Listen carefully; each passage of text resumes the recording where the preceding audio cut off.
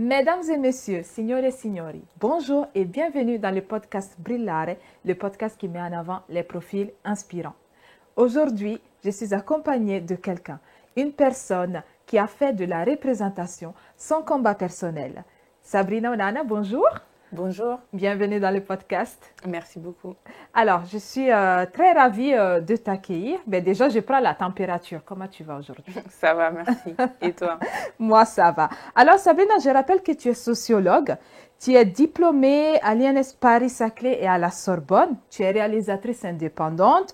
Tu es photographe et aussi fondatrice d'une marque de vêtements. Alors, une femme avec plusieurs casquettes. Comment on gère son emploi du temps quand on fait tout ça? Eh bien, on s'organise. Moi, personnellement, c'est vrai que j'aime bien être bien organisée, avoir mon petit cahier avec plein de tableaux, les choses à faire pour la maison, les choses à faire dans le cadre du travail avec les différents projets. Et voilà, donc je note un peu tout ce que je fais, ce que je dois faire, ce que j'ai envie de faire et qui me permet du coup de me projeter avec des nouvelles idées, des nouveaux projets qui me viennent. Je note tout. C'est comme ça que je On vis. peut dire que tu es une femme très disciplinée, organisée, n'est-ce pas? J'essaye. D'accord, Sabrina. Alors, tu as des origines italo-camerounaises. Oui. Tu es née à Paris et tu as grandi à Naples. Alors, est-ce que tu peux un peu nous raconter ton histoire? Oui, alors moi, en fait, je suis née à Paris en réalité, mais j'ai grandi à Naples. Je suis partie, enfin plutôt ma mère est partie en Italie quand j'étais très petite, vraiment bébé, quelques mois après ma naissance. Et donc de ce fait, en réalité, j'ai directement grandi dans un contexte italien. Même la première langue que j'ai appris, qui est ma langue maternelle, c'est la langue italienne, ce n'est pas le français. Et le français, c'est une langue que plus tard, j'ai appris à m'approprier, à habiter pour m'exprimer, communiquer. Et voilà, mais au départ, voilà, j'ai grandi à Naples, dans un quartier qui s'appelle Vomero. Et, euh, et voilà, je suis venue en France à 16 ans. En France, à 16 ans, d'accord. D'ailleurs, je tiens à saluer toute la population de Naples, un petit clin d'œil. C'est une ville que j'aime beaucoup, que j'affectionne beaucoup parce que je suis née là-bas. Donc, on se comprend. Tout à fait. Alors, des souvenirs d'enfance, Sabrina. Les souvenirs d'enfance, alors les souvenirs d'enfance, moi j'ai grandi avec mes grands-parents en Italie, donc c'est vrai que j'ai des souvenirs qui sont aussi très liés aux grands-parents. J'ai grandi dans une famille italienne à 100% alors que je suis métisse, donc ça c'est une expérience qui est un peu particulière, je dirais, parce que j'ai grandi comme si ma partie camerounaise ou ma famille camerounaise n'existait pas quelque part. Et ça, c'était dû au déchirement qui avait eu lieu du fait de la séparation de mes parents et qui a un petit peu fait que les deux familles ne se retrouvant plus. Les enfants aussi ont du mal, quand on est métis encore plus, à s'inscrire dans les deux héritages, dans les deux parcours et trajectoires familiales. Et donc, dans mon cas, ça a été aussi quelque chose de laborieux sur le plan identitaire parce que on grandit, on est une petite fille métisse avec les cheveux très bouclés, touffus, dans un environnement où tous les autres, on ne ressemble à personne, non seulement à l'extérieur, mais aussi à l'intérieur. C'est-à-dire que dans sa propre famille, on n'est pas représenté et on ne peut pas regarder aux autres adultes pour se dire pour se construire en fait et pour s'identifier. Donc ça, c'était aussi quelque chose qui, même en tant que femme, j'ai dû apprendre à me construire. On parlera plus tard de représentation, mais justement, j'ai dû apprendre à me construire sans modèle, même dans mon espace familial. Donc c'est un petit peu comme ça que j'ai grandi, j'ai beaucoup tâtonné et au fur et à Est-ce que mesure. justement tu as une anecdote à raconter où vraiment tu as senti que tu n'étais pas comme les autres? Est-ce qu'il y a eu quelque chose qui t'a J'en ai émotionné? plein. Alors, elles sont un peu violentes. Donc, j'espère que ceux qui nous écoutent sont prêts. Euh, il faut savoir que contrairement à d'autres pays où même, même s'il peut y avoir du racisme, il va y avoir quand même une certaine éducation ou une sorte de politiquement correct qui va quand même brider les langues pour ne pas dire certaines choses ou ne pas accepter qu'on puisse les dire. En Italie, il y a un type de racisme qui est très frontal, qui peut être très cru. Et, et donc moi, toute petite, comme plein d'autres enfants, on m'a traitée de sale, voilà, On va pas dire le mot. etc. Ou tu ressembles à un singe. Quand après tu rentres dans l'adolescence, le fait d'être à l'écart des standards de beauté, bien qu'étant clair ou ayant des cheveux assez longs, etc.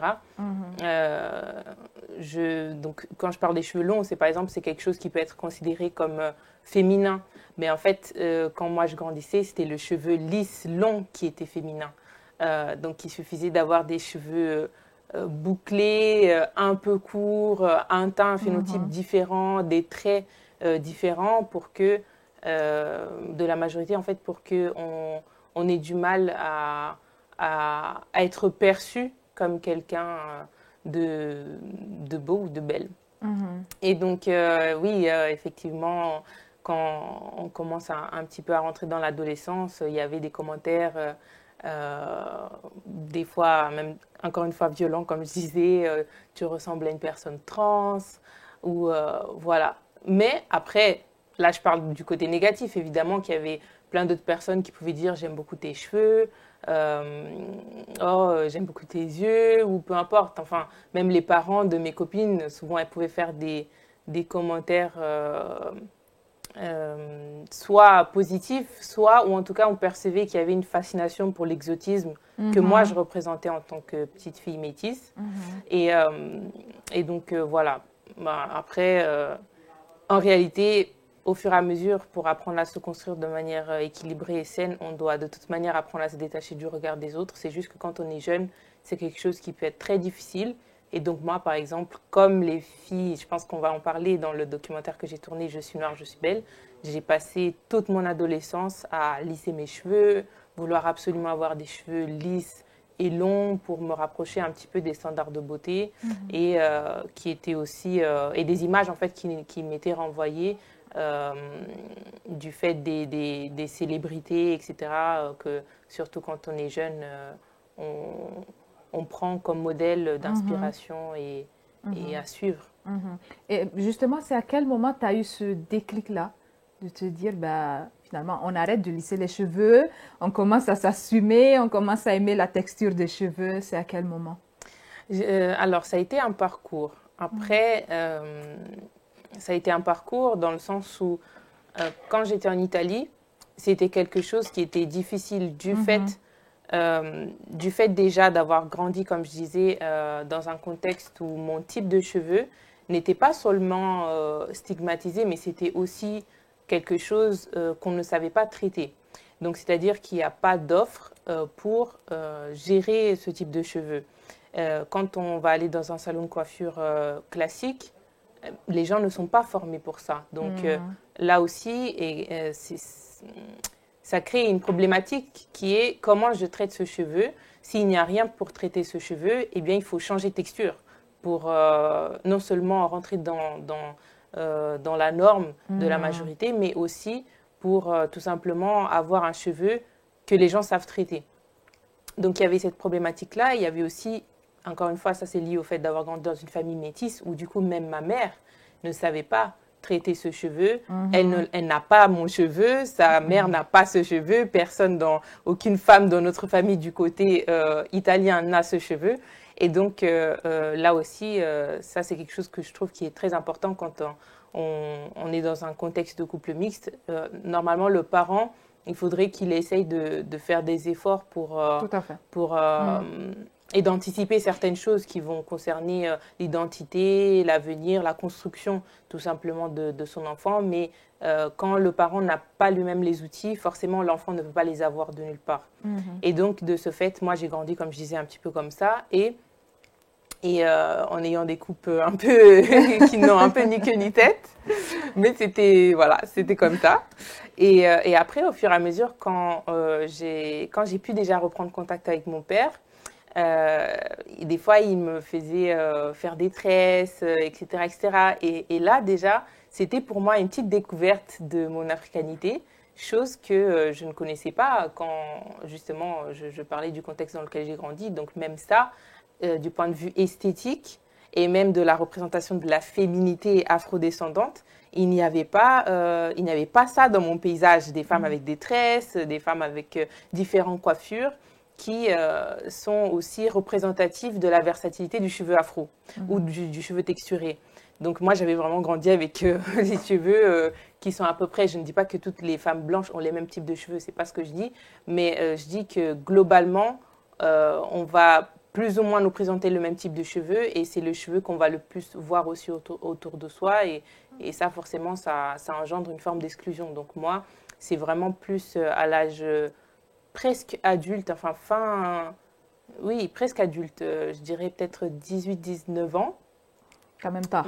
Oui, même pas, peut-être encore plus tard encore, peut-être plutôt 19 ans par là, 19-20, voilà, dans cette tranche-là que j'ai commencé à découvrir mon cheveu, à aimer mon cheveu et à me l'approprier. Après, ça, c'est aussi lié à un cheminement personnel, une conversion que j'ai vécue qui m'a fait redécouvrir ma propre identité de femme et me l'a fait voir sous un autre angle et me l'a fait voir en fait comme une bénédiction, c'est-à-dire que ce que je suis, je n'ai pas besoin de changer ou de me prendre la tête à essayer plein de choses pour me conformer à un standard de beauté. En fait, je suis belle telle que j'ai été créée, donc pourquoi se fatiguer à chercher aussi à plaire aux autres, quoi.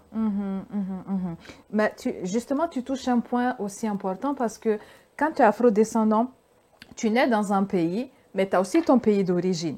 Toi, tu es quand même un pont entre deux cultures. Donc, je suppose que quand on est en Italie, on te fait comprendre que tu n'es pas forcément chez toi. Et quand tu es dans ton pays d'origine, dans ce cas le Cameroun, on te traite aussi de blanche.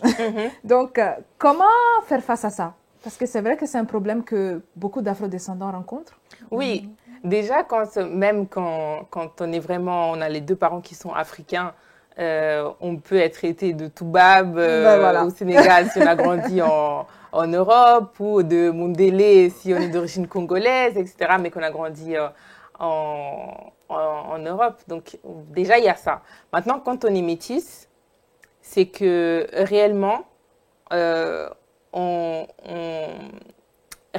on incarne quelque part un petit peu cette différence, pas seulement par la manière de se comporter ou de parler, le fait qu'on ait ou on n'ait pas l'accent en parlant la langue de son pays d'origine, mais c'est le fait que, de fait, notre phénotype fait que on va toujours un petit peu incarner la différence dans les différents espaces qu'on va traverser, dans lesquels il va y avoir une majorité phénotypique ou ethnique, etc. Et donc ça, c'est quelque chose qu'il faut apprendre à gérer en le voyant non pas comme une faiblesse, parce que parfois quand on est jeune, c'est quelque chose que une des filles que j'ai interviewées dans le documentaire Je suis noire, je suis bête dit, elle s'appelle Océane, elle dit que quand elle était adolescente, son but c'était de se fondre dans la masse. Elle ne voulait pas être différente, elle ne voulait pas avoir de traits distinctifs parce que elle voyait ça comme quelque chose qui pouvait potentiellement être source d'exclusion. Et quand on grandit, déjà, on se rend compte qu'il y a plein de manières d'être différents les uns des autres. Il n'y a pas que la couleur, il n'y a pas que les origines, il y a plein de manières qui font que notre parcours ou notre identité va être unique. Après, plus on a un parcours de vie, des origines, etc., où tout est pluriel, plus tous les espaces qu'on va traverser, quelque part, ne vont pas pouvoir saisir une partie de ce que nous sommes.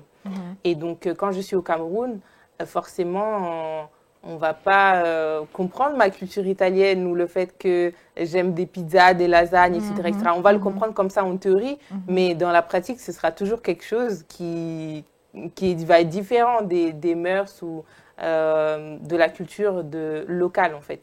Pareil, quand je suis en Italie, on ne va pas comprendre tout ce qui est lié, je ne dirais même pas à une culture camerounaise, à une culture africaine. Parce que là aussi, malheureusement, en Occident, parfois on se soucie peu de connaître de manière spécifique les différents pays d'Afrique. On va faire un peu comme si l'Afrique, bon, bah, Voilà. c'est un tout. C'est un pays alors que c'est un continent gigantesque. Et donc, de ce fait, on va juste...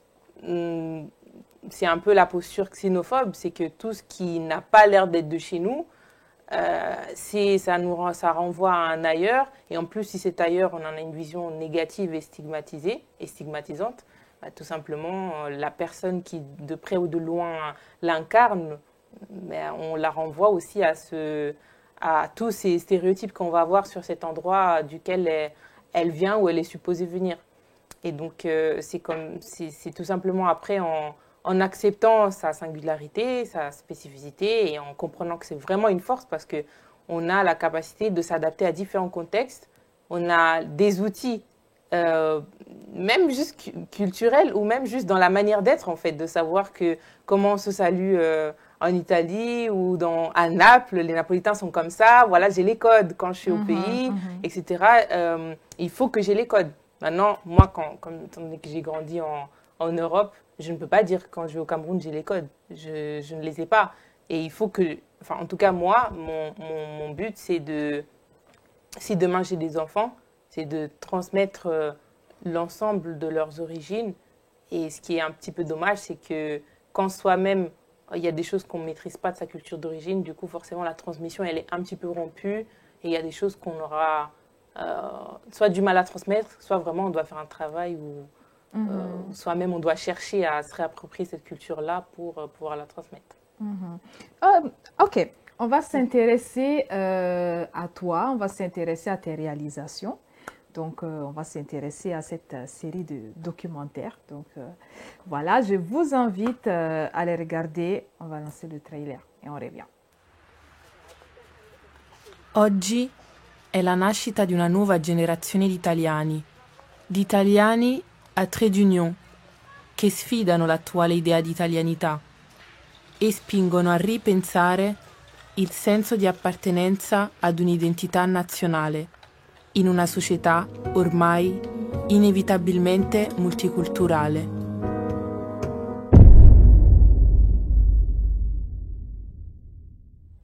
Donc ça, c'était Crossing the Color Line. C'est ton premier documentaire. Ça parle de italianité, ça parle d'italien, comment on va dire, de deuxième génération. Déjà, d'où est venue cette inspiration? Pourquoi vouloir faire un documentaire sur ce thème? Alors, ça aussi, c'est lié à mon parcours personnel. C'est le fait d'avoir découvert sur le tard la question du droit du sang et du droit du sol. Et à savoir qu'en Italie, il y a toujours le droit du sang, donc ius sanguinis, qui est en vigueur. Et qui fait que quand on est enfant d'immigrés, c'est un petit peu le parcours du combattant pour avoir la nationalité. Or, moi, en tant que métisse ayant une mère italienne, j'ai toujours eu la nationalité italienne et je ne me suis jamais posé la question de si j'étais italienne ou pas du point de vue légal. Donc, en quelque sorte, il y avait la dimension de tiraillement identitaire liée au fait que je suis issue d'un couple mixte, je grandis dans un environnement où je représente une minorité, aux yeux des autres je suis différente, etc. etc. Mais je n'avais pas toutes les péripéties liées au fait d'être là avec un titre de séjour, devoir faire les queues auprès des institutions, etc., pour obtenir des papiers, etc., etc., en fait, qui vont constamment nous rappeler que quelque part, c'est comme si on n'est pas légitime à être sur le sol sur lequel on est né. Et donc ça, c'est vrai que le fait de ne pas avoir vécu ça, quand je l'ai découvert, je me suis dit, mais mince, c'est un réel problème. Et je me souviens que j'étais à ce moment-là en licence en sciences sociales et politiques. En plus, c'est des études qui sont quand même politisantes, c'est-à-dire que si de base tu es un petit peu désintéressé de certaines questions de société, voilà, tu vas t'y intéresser du fait que tes études te sensibilisent à ces choses-là. Et donc, effectivement, j'avais 17-18 ans quand je me suis dit, non, c'est bon, je finis mes examens de deuxième année, je crois que j'étais en deuxième année du coup de licence, et je pars en Italie, vu que j'étais déjà en France à ce moment-là. je pars en Italie, caméra à dos, je vais interviewer des enfants d'immigrés en Italie. Et de base, c'était pas censé être sur la question de l'afrodescendance, ni même du racisme anti-noir. C'est-à-dire que je voulais vraiment donner la parole aux enfants d'immigrés de manière générale, puisque cette loi ne discrimine pas sur la base d'une couleur en particulier, mais c'est l'ensemble des enfants d'immigrés qui sont concernés par cette loi, même s'il s'agit par exemple d'immigrés européens venant des pays de l'Est ou ailleurs. Mais c'est vrai qu'en faisant les interviews, je me suis quand même rendu compte que quand on est afrodescendant, en fait, on incarne l'étranger dans une société où il y a aussi une instrumentalisation médiatique et politique de la question migratoire, où on sait que généralement, quand on dit les immigrés ou les enfants d'immigrés, on veut dire par là noirs et arabes. En fait, globalement, c'est ça la réalité. Et d'ailleurs, je me souviens que j'avais interviewé une femme qui fait partie du mouvement Italiani senza cittadinanza, donc italien sans nationalité, qui, elle, est d'origine albanaise, en fait, qui m'a dit que dans une réunion, enfin, un dîner de travail, ses collègues ont commencé à dire que les femmes d'origine albanaise, elles étaient très légères, etc., etc. C'est des préjugés qui existent et qui sont très discriminants, misogynes, bien sûr, c'est de la misogynie, c'est du sexisme, tous ces préjugés-là, mais qui existent sur les femmes de l'Est. En Italie, on sait qu'il y en a même qui les appellent fascia famille, elles détruisent les familles, etc. Bon, on a vu un petit peu le même genre de choses avec les immigrés ukrainiens, où il y en a qui disaient, voilà, les femmes ukrainiennes, elles sont en train de venir prendre nos maris, enfin bref.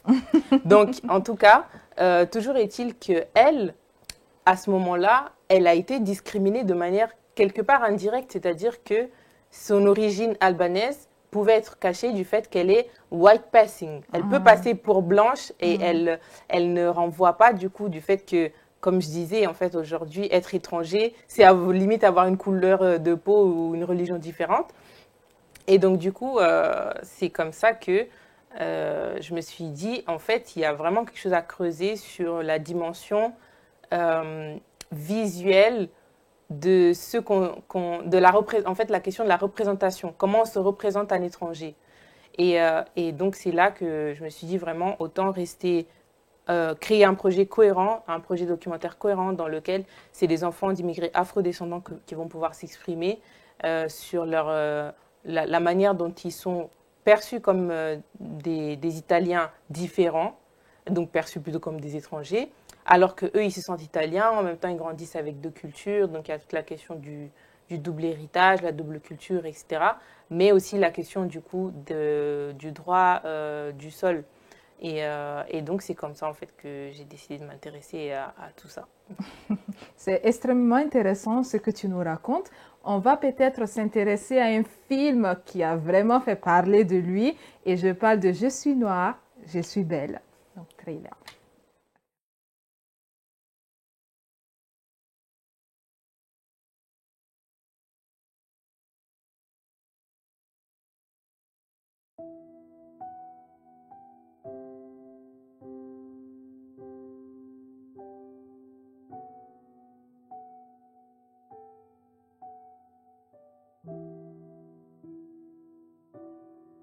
Je suis noire, je suis belle, fille de Jérusalem, comme les tentes de Kédar, comme les draps de Salomon. Ô la plus belle des femmes, sors sur les traces du troupeau et fais paître tes chevreaux près des demeures des bergers.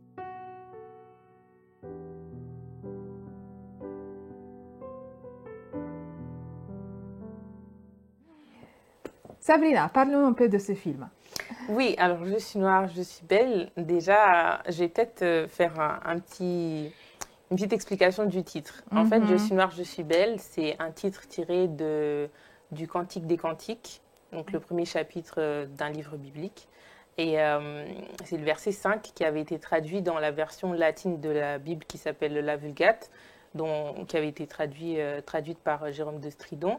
Ça avait été traduit par Je suis noire, mais je suis belle. Donc, nigra sum sed formosa. Donc, je suis noire, mais je suis belle. Ce mais pose question parce que quand on introduit un mais, c'est comme s'il y a une opposition entre le fait d'être noire et d'être belle. Exactement. Et en faisant un petit peu de recherche, on se rend compte que dans le texte d'origine, il n'y a pas cette opposition-là.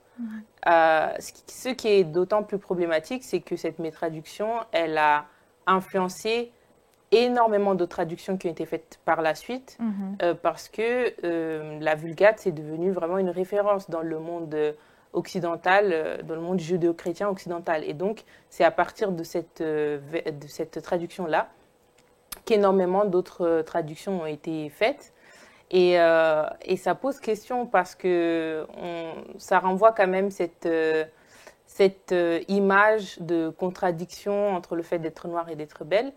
Et moi, j'ai voulu tout simplement reprendre ce titre-là dans sa bonne version. Je suis noire, je suis belle. Ou à la limite, je suis noire et je suis belle. Il n'y a pas de mais. Et ça nous parle d'autant plus qu'on sait très bien qu'il y a énormément de femmes à qui, encore aujourd'hui, on dit « tu es belle pour une noire ». Donc voilà, c'est ça un petit peu l'histoire de ce titre-là. Et peut-être pour faire une petite parenthèse sur le film d'avant, Crossing the Color Line, c'est que le titre de ce film aussi est... alors, il n'est pas tiré d'un verset biblique, mais c'est le concept de la ligne de couleur, en fait, la color line, ça vient de Frederick Douglass, un célèbre abolitionniste, qui a le premier parlé de la notion de la ligne de couleur. Et cette notion-là de la color line avait été reprise ensuite par Webb Dubois, qui est un sociologue afro-américain. Donc, c'est ça qui a donné le titre à mon documentaire. Et comment ce documentaire a été, justement, ce film a été accueilli? Donc, Je suis noire, je suis belle. Je suis noire, je suis belle. Ben, très bien, très bien. Déjà, j'étais très contente des projections qui ont pu être organisées à Paris, au cinéma Saint-André-des-Arts. Il y avait des projections, débats qu'on a organisés l'année dernière. On va reprendre. Et vraiment, c'était un plaisir de voir la salle remplie à chaque fois de femmes qui se sentent représentées et se sentent... en fait, c'est comme si elles se sentent écoutées par la voix d'autres femmes qui partagent leur vécu. Et en même temps, celles qui n'ont pas encore fait ce cheminement-là, ça leur donne la force, le courage de se poser ces questions-là, sans tabou, de manière frontale, même quand ça fait mal, et éventuellement de reprendre un parcours d'acceptation, d'amour de ce que nous sommes, pas seulement vis-à-vis du cheveu, mais de manière globale, en fait, en tant que femme. Et cela explique aussi son rayonnement à l'international. Elle a été beaucoup primée, n'est-ce pas? Alors, quel a été justement le prix qui t'a, lui fait plus plaisir? Je sais pas vraiment. Je sais pas vraiment, mais en tout cas, je suis contente du fait qu'il puisse tourner à l'international parce qu'il peut aussi rencontrer un public différent. Et ce qui est beau aussi, c'est de voir que ce film qui a été tourné en France, et même plus spécifiquement à Paris, le fait de voir qu'il peut parler à des femmes afrodescendantes partout dans le monde, c'est quelque chose de quand même puissant, je trouve. Et à chaque fois que j'ai des témoignages de femmes de la diaspora qui me racontent combien elles aussi, elles ont souffert de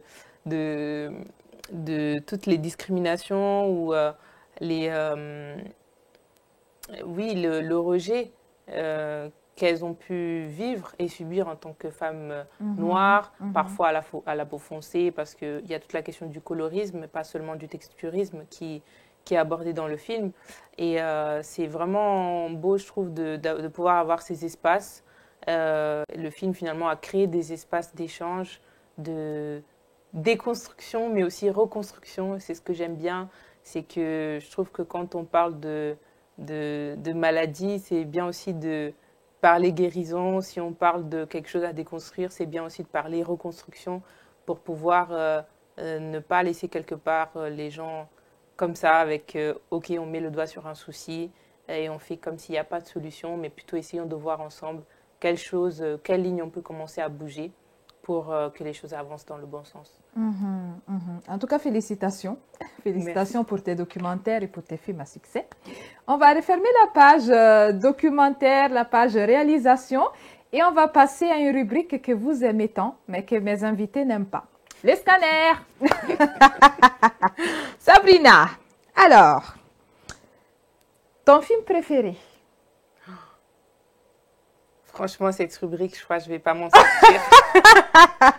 T'inquiète pas, personne ne s'en sort. J'arrive pas à avoir des réponses comme ça. Déjà, le temps que je réfléchisse à mon film préféré, je ne saurais pas répondre. On va dire que ses films préférés sont les films qu'elle-même réalise.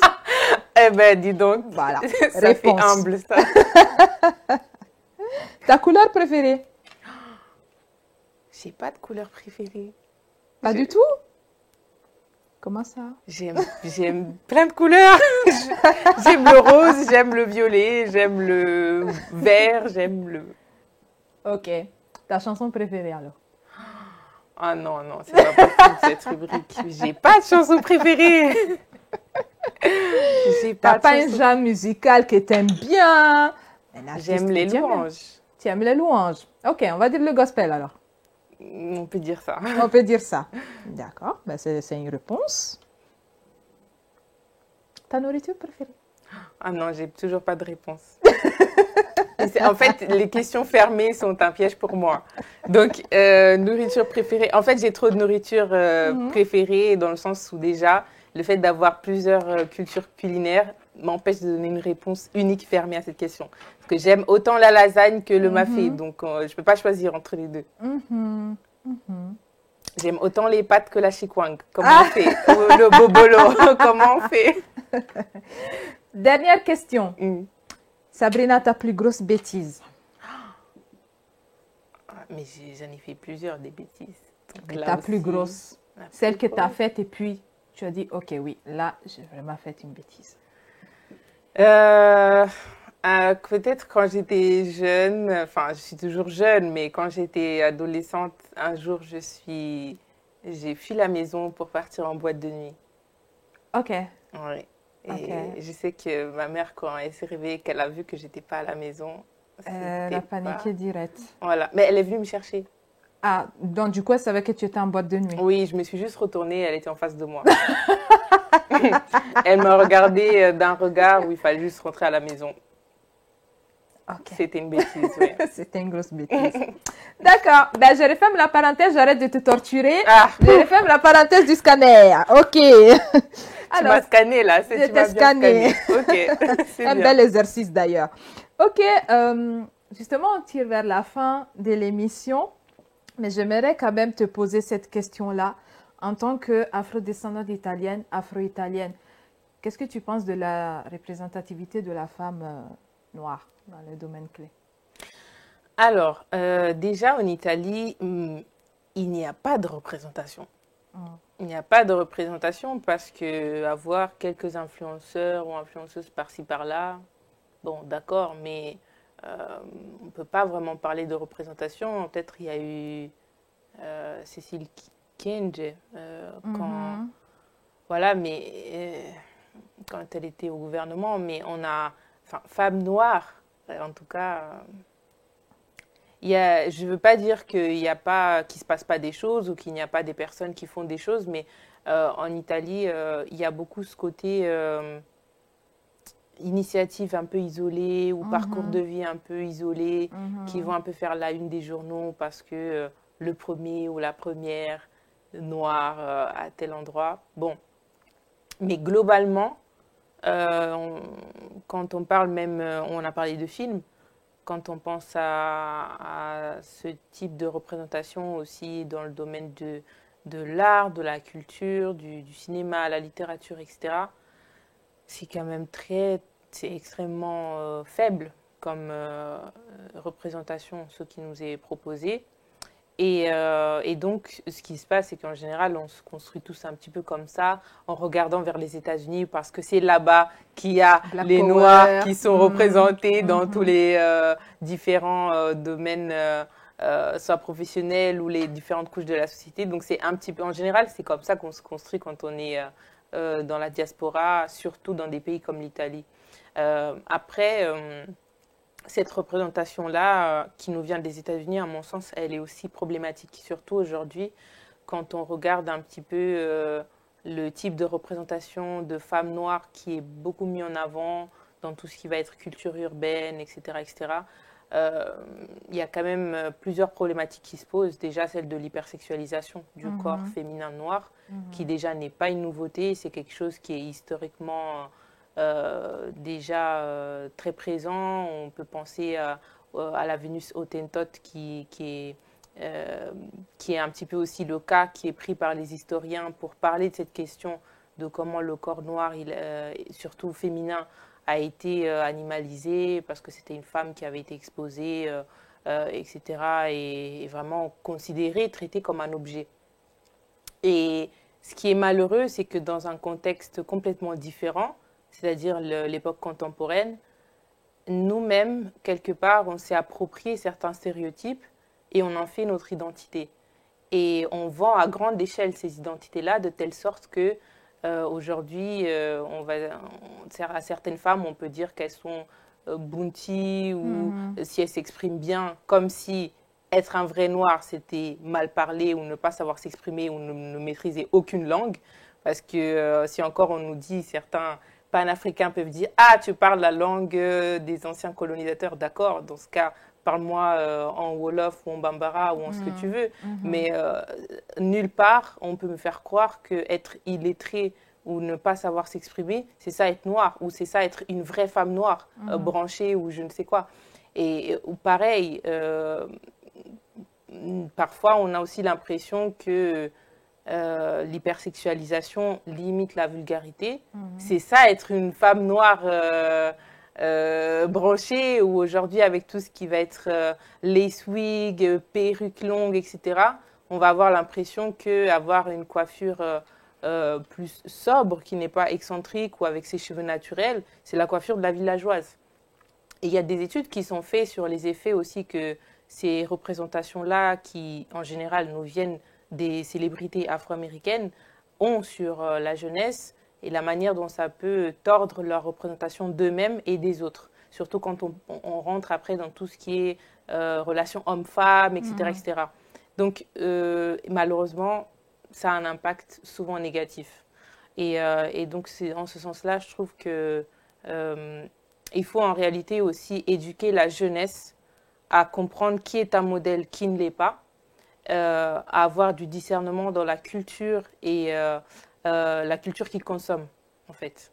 Les choses qui leur sont vendues comme de la culture, parfois c'est juste du divertissement et on n'apprend rien quand on éteint ce programme ou quand on écoute cette musique. Ben, parfois, en fait, on n'a rien appris. Et les valeurs qui nous sont transmises ne nous édifient pas forcément. Donc, en plus, ici, on est dans un podcast qui s'appelle Brillare, donc briller, inspirer, déconstruire, informer. Donc, je trouve que ça, c'est des choses qui peuvent justement, des initiatives qui peuvent aider la jeunesse et qui peuvent aussi montrer différentes facettes des femmes noires et de la diaspora de manière générale. Merci beaucoup, Sabrina, pour ta contribution, pour ton témoignage, pour ces belles paroles. J'ai envie de te demander, pour clore, ton actualité et ton mot de la fin. Mon actualité, c'est le dernier documentaire que j'ai tourné pour ma marque de vêtements Vêtu d'Art, et qui est une boutique en ligne. Donc, on peut retrouver sur Internet tout simplement en tapant Vêtu d'Art. Et donc, c'est un film qui s'appelle Les enfants de la diaspora, qui est un monologue intérieur d'un enfant d'immigrés afrodescendants, justement, qui grandit en Occident et qui retrace un petit peu le parcours identitaire, justement, de cette personne qui dialogue avec elle-même. Et en même temps, ce dialogue est enrichi par ce dialogue qui est un monologue, puisqu'elle dialogue avec elle-même et seule. Donc, est enrichi de différents poèmes, par exemple, ou de différents textes qui ont aidé, du coup, cette personne aussi à trouver un petit peu sa place dans le monde en tant qu'enfant de l'Afrique. Et donc, on va avoir des textes de Fatou Diom, de David Diop, de différentes personnes qui, par leur travail d'écrivain, ont aidé aussi les enfants de la diaspora justement à se construire et à apprendre à se situer dans le monde. Donc ce film est en train également de tourner à l'international, d'avoir différentes sélections et prix et je m'en réjouis. C'est génial. Merci beaucoup, Sabrina. Ben, on te souhaite plein de succès. Et Merci. puis, voilà, on viendra regarder ces documentaires. On viendra apprécier le travail extraordinaire que tu fais. Donc là, je vais passer aux remerciements. Donc, je remercie le studio HD24 qui nous accueille pour le tournage du podcast Brillare. Et puis, bien évidemment, je ne fais que remercier ma styliste perso, Gija Wax. Tu fais du bon boulot. Merci beaucoup pour cette magnifique tenue que tu m'as confectionnée. Et moi, la journaliste, je vous retrouve très prochainement avec d'autres profils inspirants. D'ici là, portez-vous bien. Ciao!